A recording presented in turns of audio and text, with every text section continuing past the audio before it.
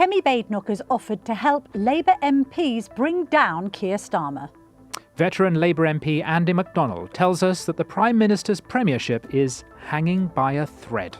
I think Keir Starmer missed an opportunity to show some humility about his error and accept it and own it and tell us how he's going to respond. He's still got that opportunity in my view, and I'd encourage him to do it, but trying to muddy the waters over I could only accept what was in front of me when everybody and their dog knows that there was better information available, more accurate information. It's not washing. Tim, we've just been at a Kemi Badenoch speech, which we'll get onto in just a minute, but while we were waiting for the leader of the opposition to come onto stage, with some bizarre background music being played by the Tories. It's like the stuff that they can just play on repeat. They're not paying for any copyright. It was like elevator music on steroids. You had your earphones in and you started loudly guffawing. I didn't realise how loud it was. It was so loud. People were turning round. I think it was because the theme of the Prime Minister's event was Pride in Place. And he began by getting the name of the place where he was wrong. Let's listen to it.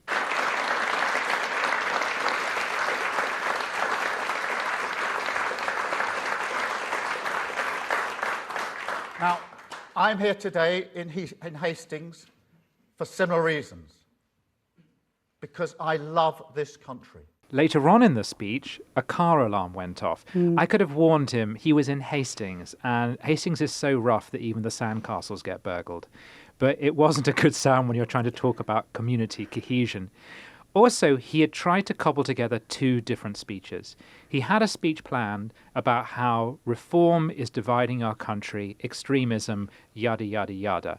One might argue that our country is being more divided by rape gangs, sex trafficking, and alleged insider trading. But nonetheless, that was the idea. Our place is so important, people are so important, and our nation is really vital. But he had to add on to the beginning of that a statement about Peter Mandelson, and one really undermined the moral impact of the other. It had been publicly known for some time that Mandelson knew Epstein, but none of us knew the depth and the darkness of that relationship. What has come to light has raised serious questions. Information that was not known at the time of his appointment. Before he was appointed ambassador, Mandelson was asked directly about the nature of his relationship with Epstein. So the Prime Minister is now pivoting from having been absolutely caught red-handed in the House of Commons at PMQs on Wednesday, saying, well, yes, I did know that Mandelson and Epstein had maintained a close relationship post-conviction. But now he's gone into this kind of defensive mode of, I was misled, I was lied to, yes, I was told that, but we weren't given the details. I didn't know the extent of it. He was asked whether he had stayed at Epstein after his conviction. And when, later, further information came to light, he was asked whether he had accepted gifts and hospitality, about whether he had been fully transparent about the relationship.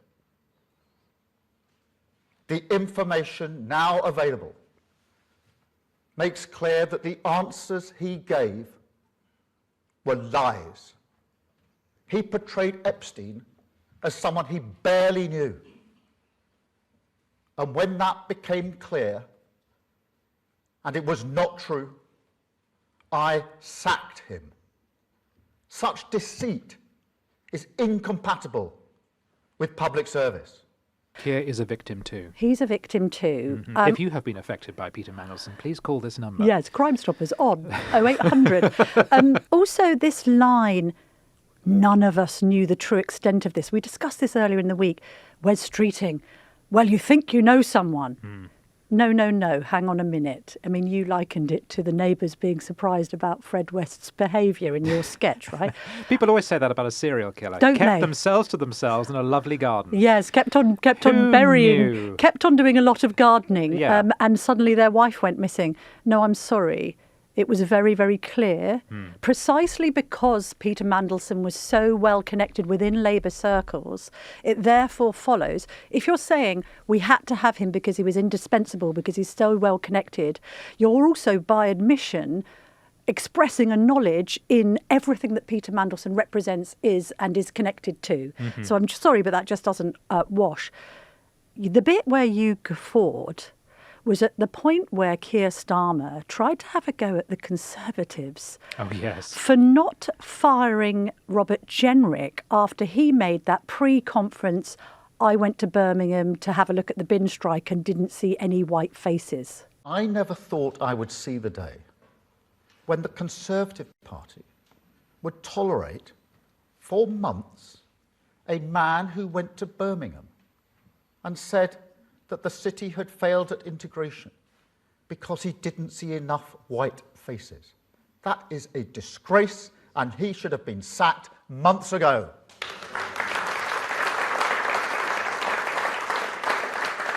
Remember, he's bolted two speeches together. Yeah. And it looks like he has kept totally the text that he had prepared for the speech about diversity and inclusiveness. And he's attached to it the speech about Peter Mandelson. So he's gone from a speech in which he has said, Peter Mandelson should not have been ambassador, I was right to sack him, etc., etc., the whole story being, why did it take you so long, to a speech in which he references Kemi Badenoch failing to sack Rob Jenrick quick enough.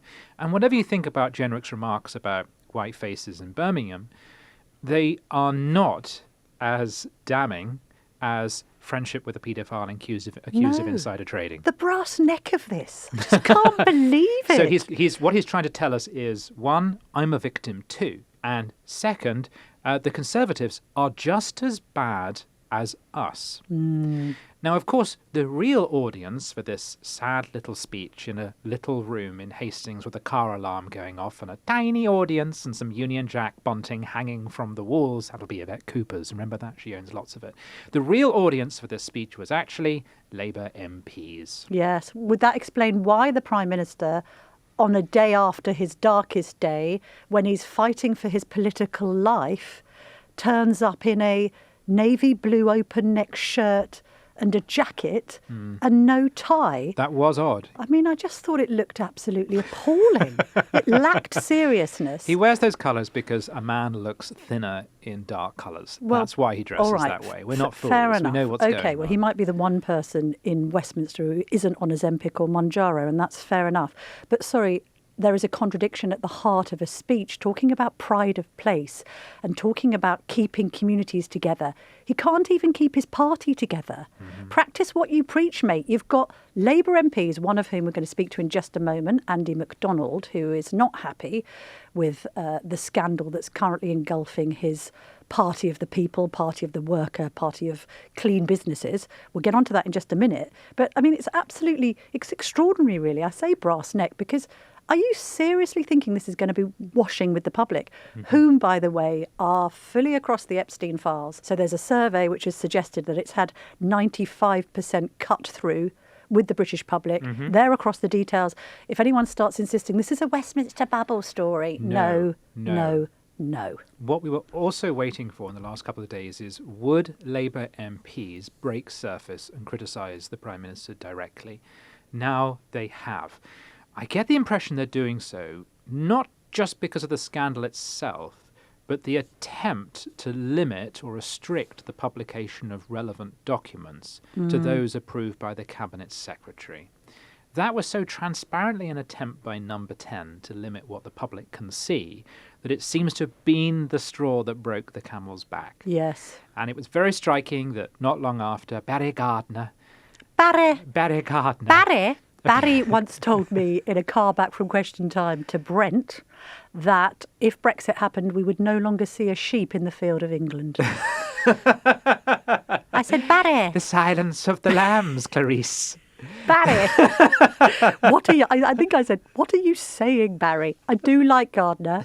He has he's stuck his head above the parapet here. And spoke for a lot of backbenchers by refusing to rule out whether or not the Prime Minister should go, which is as much as a man could do at that at that moment in the political cycle. So in other words, MPs are starting to signal openly that they have lost confidence in the Prime Minister. And as we know from covering Partygate, the downfall of Boris Johnson, and then the downfall of Liz Truss, that's the key moment when MPs, reasonable MPs, not the usual suspects, but moderate Labour MPs start to openly say they're upset. Also, we have to just be watching here what else is piled on top of all of this. And I think the allegations against Mandelson are going to get more serious because there's going to be all sorts of investigations now in the coming days and weeks about associations with Russians and associations with the Chinese and all the, this whole ongoing spectre of him being investigated for misconduct in public office. And to be fair, there is a legitimate reason to say that at the moment we're not getting these documents because the police have intervened and said, well, hang on a minute, we can't release anything to the public that might prejudice a future trial. But at the same time, and Kemi Badenoch got onto this when she gave her speech this morning, some of this isn't prejudicial at all. It's just confirmation of who knew what, when and how and why they didn't query it. For instance, I know that in this newsroom, a great amount of effort is going into trying to establish Peter Mandelson's relationship with Oleg Deripaska, and that is somebody who was placed under US sanctions in 2022 for his alleged involvement in the annexation of Crimea under Putin. So this is where it really gets serious, doesn't it? It's all very well talking about the tittle-tattle of being in Y-fronts and frankly, absolutely cringeworthy messages that were exchanged between him and Epstein. We're now getting into the weeds of, well, what did he know? What did he share? Yeah, and who did he share it with? Yeah, some people are saying Epstein was in some way a Russian asset. We also know, to go back to the point about everyone knew, we knew that Marco Rubio raised alarm with Labour about the appointment of Mandelson. In comments understood to have been relayed to Downing Street, the US Secretary of State is believed to have expressed a deep unease about the peer's relationship with Jeffrey Epstein and his links to China. And Sophie Ridge of Sky has posted up an old interview she did with our old friend Lord Glassman, Maurice Glassman, the Blue Labour chap, who says that when he was in the United States, he met administration figures at the time who were showing him pictures of Mandelson with Epstein and saying, what's this all about? Right. And that Glassman fed that information back to Number 10. And he says he was told to quieten down about it. Also, just in the whole vein of what did people know about Mandelson's character and so on, I had a really interesting conversation with somebody who knows him quite well. And I'm trying to get beneath the skin of the man because we've got this kind of rather complex analysis of his character. On the one hand, it's probably best summed up by Jemima Goldsmith, who has retweeted today, "This tweet aged well." And she had said back in 2013, "Peter Mandelson is one of the most odious, self-satisfied, misogynistic men I have ever met.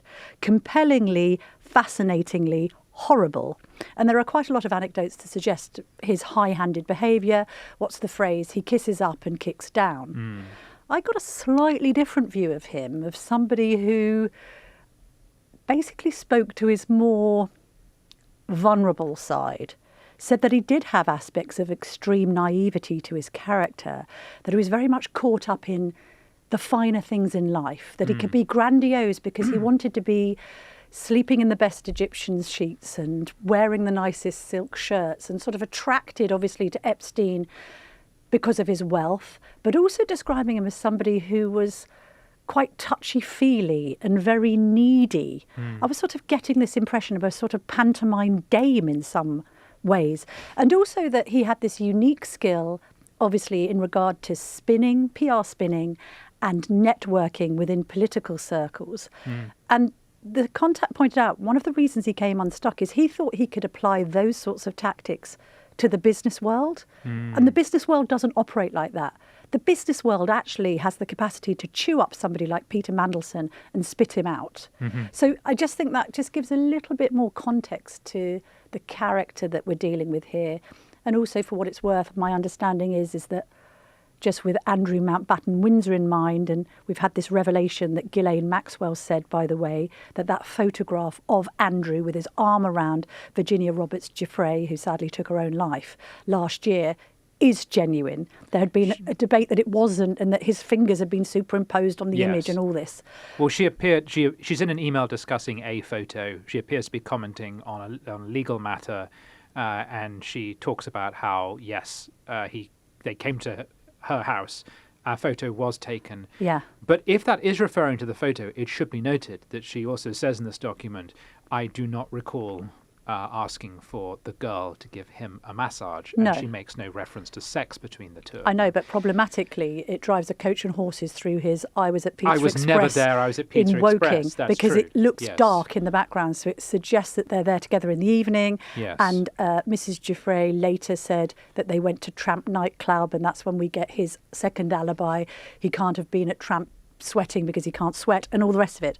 Yes. But I make that point because just in relation to the former Duke of York basically having to disappear from public life completely, I think friends of Mandelson are now saying to him, if he didn't realise already, that he is finished, and that at the age of 72, do you know what, just retire, go and get some library books out, maybe plan a trip across America in a camper van, and do not even think of re-emerging. On your point about he was very good at spinning, this is what Dominic Cummings says, that the world of politics is different from business, because business is about actually getting things done. Politics is about talking and massaging the truth. And OK, Mandelson was maybe good at that, but what is the real world application of it, and what did it mean in practice? It meant massaging lies and falsehoods under New Labour. I know that a lot of people in Westminster seem to find that an amazing, admirable gift. I've never felt that way about Spin, about him or Alistair Campbell or any of those people, many of whom actually, I have to say, relied as much upon threats and abuse as they did upon charm and wit. Yes, there's a wonderful clip from Michael Howard on Newsnight, and he had a reputation, didn't he? Anne Widdecombe said there's something of the night about him. And he, many, many years ago, sits on Newsnight and says, this whole operation, this so-called sofa government being run by Blair with Mandelson and Campbell, it is destructive, it is evil, it is abusive. People didn't, I mean, I say people didn't listen. People said that all the time about Blairism, but it's all coming home to roost now. Tim, shall we take the temperature of the Labour backbenches by speaking to Andy McDonald, who joins us now on the Daily Tea, the MP for Middlesbrough. Thank you very much indeed for coming in. My pleasure.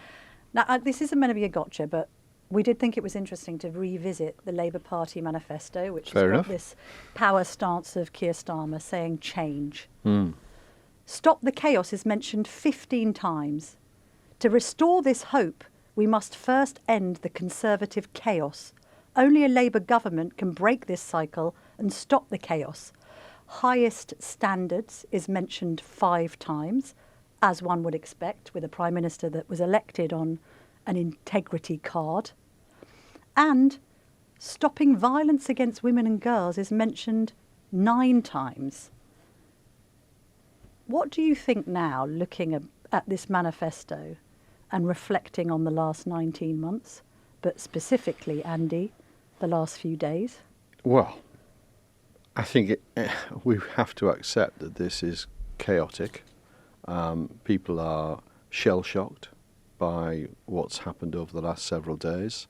And you're quite right to point that out, but those high ambitions about order as opposed to chaos have hardly been implemented over the last several days, to say the least, and more. So it's a fair charge in my view, but it's what we now do about it that's the important thing. Who do you personally blame for this? Well, I heard the Prime Minister this morning, and it was a very combative speech, making apologies for having believed Mandelson. But I don't think that's what the apology should be. I think he should be apologising for his error of judgment. He got it wrong. And I don't think many right-thinking people would have ever accepted what Mandelson was saying, given what we knew, what was in the public domain. And it's at that point where you listen to wise counsel and you say, no, we're not touching this man with a barge pole. He has got history. We've been here before with him as a party. We certainly can't engross him into that position in Washington. It was a colossal error, but I think there's got to be an admission now that there was sufficient information in the public domain for them to come to the right decision instead of the wrong one by putting him there. You see, you say he should have listened to wise counsel, but from what we can make out, the counsel he was getting was from Morgan McSweeney, who was saying, please go ahead and appoint him. Perhaps the Prime Minister didn't want to. So does his counsel have to take responsibility and go? Yeah. Look, I think there's been blinkers around Peter Mandelson. There's been such a desire to accept what he says. He's now gone as a figure from the Labour Party, but it's his influence that we've got to now purge from our movement. He's had his tentacles have reached through the Labour Party for far too long, and those relationships with people like Morgan McSweeney are in question. So if Morgan McSweeney is listening to Peter Mandelson, saying, no, it's all right, nothing to worry about here, then Morgan McSweeney has failed. And he's failed the Prime Minister and he's failed the party and the government.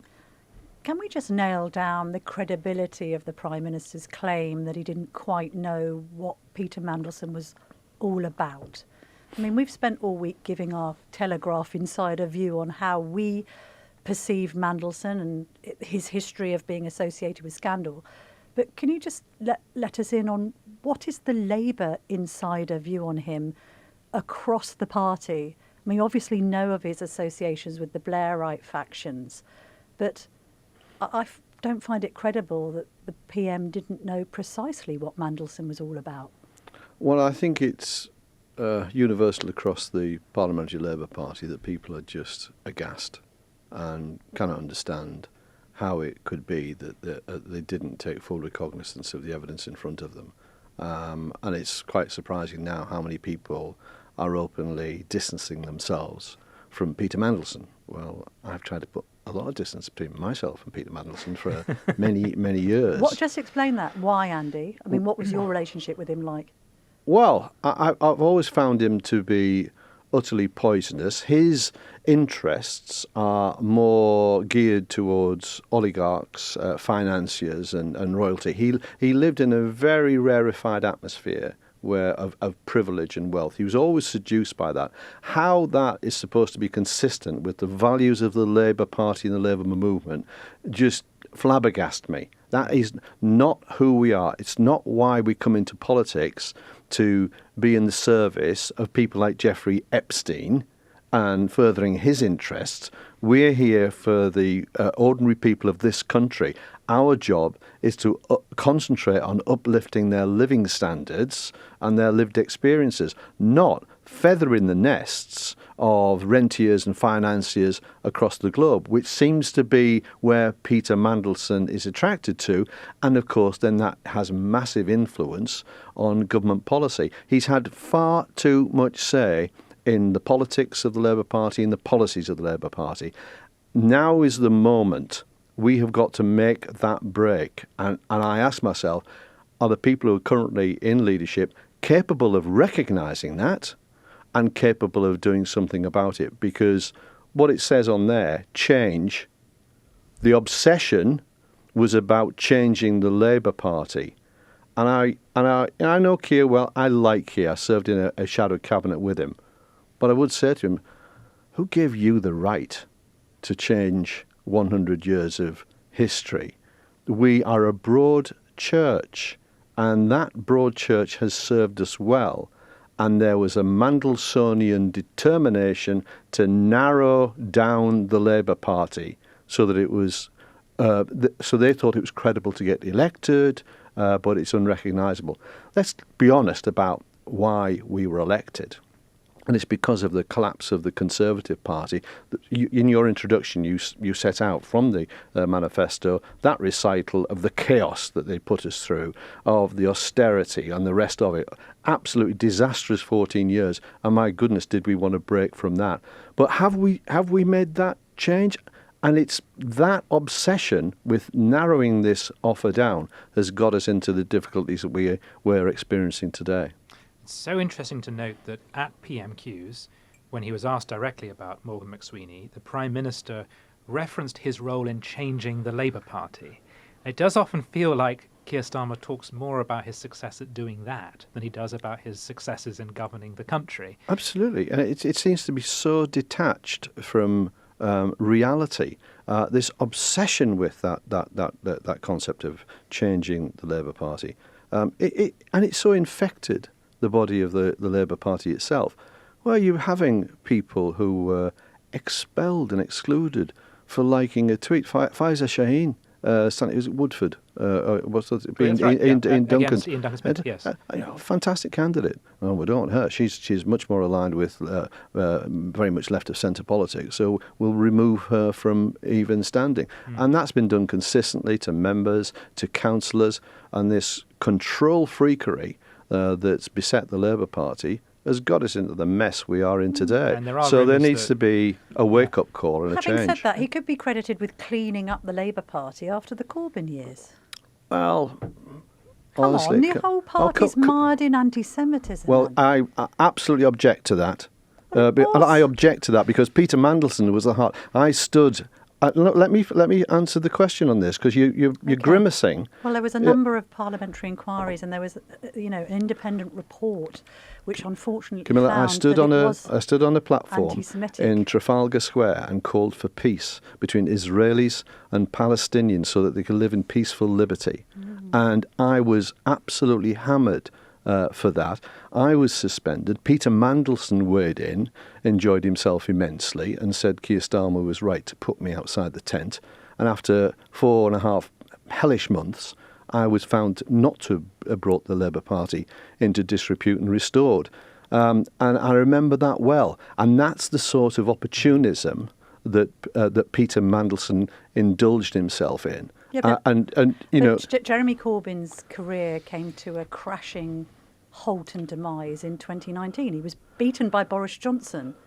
So that was as a result of an anti-Semitism scandal engulfing your party. MPs like Luciana Berger forced out, needing protection to attend a Labour Party conference. If we want to relitigate, I'll come on your. We'll do an entirely different podcast on that because that's a view of history that a lot of people do not share, and I don't want to fall out with you. But we could have very, very vigorously different views about all of that episode in our history and how people used and abused that issue for their own gain. Right. And if you talk about Jeremy Corbyn, I can see Andy's point here that many left-wing Labour Party activists, they would just say they're Labour Party activists, have slogged their guts out for the last few decades working to get Labour governments elected, to do classic Labour things like helping the working class. And yet they put one foot wrong and they get kicked out. Someone like Peter Mandelson. Oh, I totally see that point. It seems was just exploiting the party. In order to make contacts and potentially, allegedly, to make him and his friends money. He was afforded protected They not only status. stay in the party, they get to decide who goes in and who goes out. There's no disagreement with that. Look, let's find some common ground here, because I would imagine you may well be aligned with the Telegraph readership, although whether you can go this far, Andy, I don't know.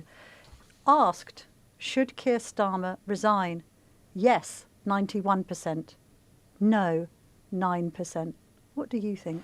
Well, his premiership hangs by a thread, and I think the next several hours and days, and especially as we will return to our constituencies and test the temperature back in our constituencies, that's going to be important. But I think Keir Starmer missed an opportunity to show some humility about his error and accept it and own it and tell us how he's going to respond. He's still got that opportunity, in my view, and I'd encourage him to do it. But trying to muddy the waters over, I could only accept what was in front of me, when everybody and their dog knows that there was better information available, more accurate information. It's not washing. So the 91% have probably got it right at the minute. But he's got to reflect on, is his continued premiership in the best interest of the country, because it is country first, party second. So where are we going with this? He's got a lot of thinking to do over the next several hours. I think the Conservatives really dislike Keir Starmer because for years he called us corrupt and venal. and then it turns out he was doing this. But is it fair to say the left are annoyed with him too because he has demanded so-called discipline and purity for the last few years, and it turns out that at the heart of his own project, he was harbouring this dreadful. I think corrupt is a big. I don't think. I think Keir Starmer is a good man. He's a decent man. I don't think he is personally corrupt, but he has tolerated. Absolutely, he has with a great deal of misjudgment. He has allowed someone who shouldn't be in the Labour Party into the very highest. Agreed, absolutely. But this was known. I've been in the party since 1979. So, and Mandelson has been a part of our soundtrack for all those years. I've always thought him a disreputable, untrustworthy individual, and I've not been slow in saying so. But to allow him back once, twice, and then 3 times into the heart of government is just such a huge error. But I think there's been this whole atmosphere around Mandelson and his influence within the party. As I say, we've got to get rid of him, we've got to get rid of his attitude, his philosophy in terms of politics and policy. That's what's got to change. Kemi Badenoch has extended an offer of friendship across the House by saying, come to us, come and speak to Shadow Chief Whip Rebecca Harris. If you want to have a vote of no confidence in the Prime Minister, we'll obviously support you. Would you like to have a little word with Mrs. Badenoch? Yeah, thanks, but no thanks, Mrs. Badenoch. Very kind of you. I'm sure you meant it out of the goodness of your heart. Well, she's saying that the country's suffering and that you need a change of leadership. Well, she's agreeing with you. Thank you very much. Well, she's saying country first. Conservatives are just filling their boots, and I understand that. Who can blame them? Who can blame them? We did, and we do the same if the roles were reversed. I get that. That's politics, but I'm trying to think about things beyond that. These indulgences across the dispatch box are great entertainment, great theatre, but we've got to do the thing that's in the interest of the country, and that's where we're at right now. Which figure in the Labour Party would be in the interest of the country to replace Keir Starmer should the time come? If the time comes and we're in that discussion, I'll want to know not just who they are, but what are they saying to us? What's the offer? Because I need to see that the critical issue of cost of living is going to be addressed in a fundamental way. I want to see that person set these policies out in front of us and let us have an informed choice. I am not hanging my hat on a particular personality or the other. It's of absolutely no interest to me. But of course, we've been here before when promises and pledges have been made and they've been quickly set aside. So we've got to have a most vigorous and rigorous examination of anybody who comes forward and suggests that come the day, if a vacancy arises, I'd like to fill it. Realistically, could you ever give your hat to Wes Streeting? Well, Wes would have to set his stall out. Yeah. I mean, amongst other things, I am viscerally opposed to any further embrace of PFI. Mm-hmm. Now, we're talking about that in the context of community health partnerships. I went to my local hospital last week, and they had, you'll have heard of Maggie's. This is the centres that provide wonderful psychological and therapeutic care for people suffering from cancer. Well, they've taken over a unit in my hospital. And maybe these figures aren't absolutely accurate, but they just give you an illustration. They put their new sign up, Maggie's, about £600 or something like that. The PFI outfit charging about £8,000 for the self-same thing. Yeah. Now, we've got to get out of this. This was a disaster. Yeah. And it was an attempt to get these things off the books. Disaster that a Labour government did, Andy? Well, actually, no, take it back. It was started. We turbocharged it, You didn't gave we? it rocket fuel. We gave it rocket fuel. And it was a massive error. And we are living with the consequences of it to this day. For goodness sake, let's not do that. So, if that were to become an active discussion with somebody like Wes, well, what's our approach to this? Because many in the Labour movement, they're bearing the scars of their community. We're devoting so much of precious NHS resources to servicing PFI contracts. Now, that was wrong. Why on earth would we want to go near anything like it ever again? It's beyond me. So that's got to be off the table. All right. So 2 areas of common ground. Hatred of PFIs, which will very much strike a chord with the Telegraph audience, and Keir Starmer's days desperately numbered. Andy McDonald, thank you very much indeed for joining us on the Daily Tea. My pleasure. Thank you. Thanks for the tea. Tim, let's get on to the Tory side of things, as we found common ground there with Andy McDonald, of all people. We mentioned that Kemi Badenoch has offered Labour MPs the opportunity to vote no confidence in the Prime Minister with them on the backbenches, which is all well and good. And you there mentioned streeting as an option. But your question to Mrs. Badenoch earlier at the press conference we've just attended at the Horse Guards Hotel is a pertinent one. Tim Stanley, Daily Tea. Thank you. Good morning. I have to stand. No, I don't have to stand up. Do I have to stand up? Okay, fine. I'm going to stand up for the camera. And now I've knocked my coffee over. No, don't worry about that. That's fine. Good morning. You've invited Labour MPs to kick out Keir Starmer and, quote, do better. Well, if they did do that, it's very likely they would replace him with Angela Rayner. Speaks for itself. What do you think of Angela Rayner? Do you really think she would make for a, quote, better government? And is there a risk that in defenestrating the Labour moderates, you're actually inviting a proper socialist to take over Britain? So I think that is an excellent question. I'm not worried about Angela Rayner. I think that I can deal with Angela Rayner. The real...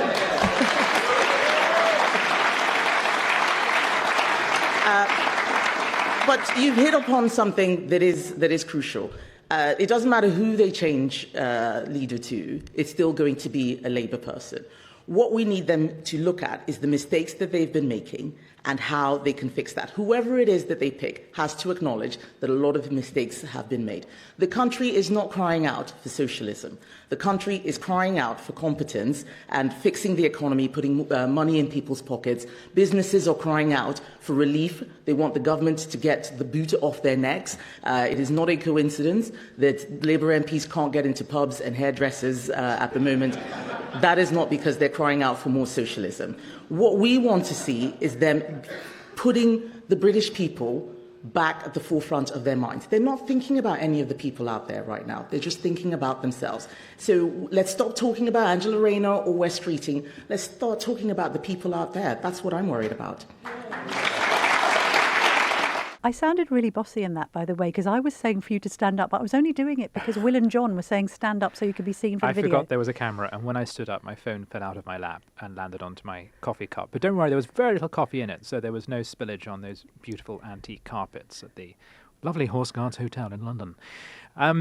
I should explain also that Nigel Farage had earlier said at an event he was holding in Wales, at which he unveiled the new leader of Reform Wales, name yet to be supplied, that one should be careful what one wishes for. Yes. Because, of course, we could get rid of Starmer and bring in either Angela Rayner, who would probably be more left-wing. Remember, Rayner is behind the Employment Rights Bill. True.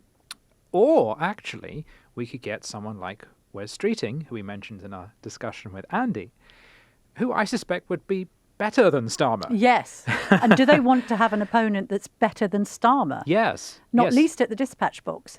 Note too that Kemi herself brought up Shabana Mahmood. Yes. Now, she feels she can do that because no one thinks that Shabana Mahmood can win a vote among the members in the Labour Party.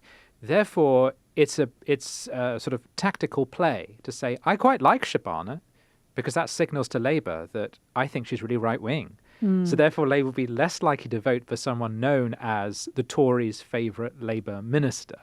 But either way, it's notable that people do recognise that Shabana Mahmood could make quite a good leader of the Labour Party. Yes, she would, and that's why she will never get That's why she'll never get the job. The Labour Party could make a big thing about the first woman leader, couldn't they? And therefore, Angie may benefit. Despite having been beaten 3 times before by the Tories. I know.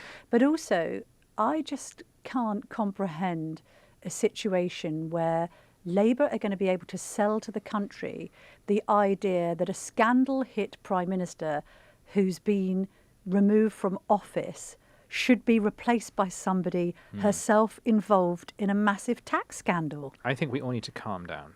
First of all, very difficult for a Prime Minister with a historic majority to get booted out of office. Maybe McSweeney will lose his job in the next week or so. I don't believe Keir Starmer is going to. He has a mandate. okay, that manifesto was thin, but he's the only person in Labour who does have a mandate. Cast your mind back to Partygate and Boris Johnson. It actually took quite a while to get rid of Boris, and they eventually had to do it because they concluded that the government couldn't function. Yes. Remember, everyone was resigning under him, Yes. etc. So he simply had to go. The Tory government was never the same afterwards. They then lost a prime minister almost within a month, Liz Truss, and then they had Rishi Sunak, who was quite unpopular and just didn't make much of an impression at all. And had a disastrous election campaign. Whatever the size of your majority, this is a point Jacob Rees-Mogg always likes to make, you need to have the mandate of heaven being the voters. Yes. So on the one hand, I think it's really hard to get rid of Keir Starmer.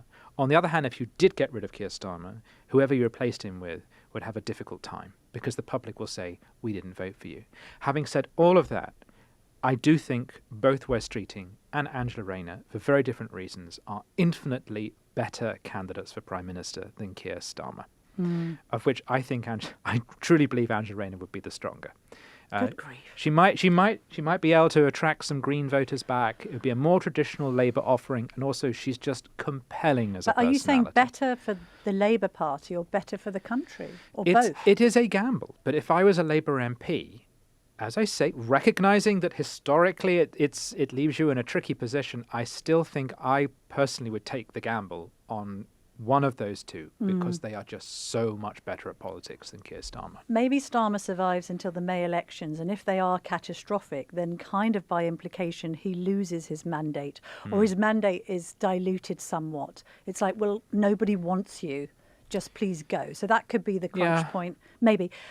But prime ministers have hung on with, Yes. with terrible. Remember John Clung Major? on, not just hung on, but clung. John Major even resigned the job in a put up or shut up leadership yes. election and then won it. Yes. When you're the guy who was elected, it's difficult to get rid of you. And Also, I just yeah. think that Westminster should remember that in the next few days. You are No. asking for something really historically unusual, a man who's just been elected in a historic landslide Yes. to step down.